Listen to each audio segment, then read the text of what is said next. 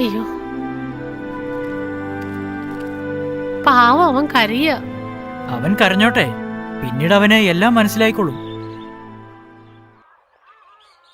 കൊള്ളാമല്ലോ, ഇന്ന് കഴിക്കാൻ ഇത്രയും സാധനങ്ങളോ? ഇന്ന് പീറ്ററിന് വളരെയധികം സന്തോഷമാകും. അതെ, ഇന്ന് എന്റെ പൊന്നും മോന്റെ ബർത്ത്ഡേയാ.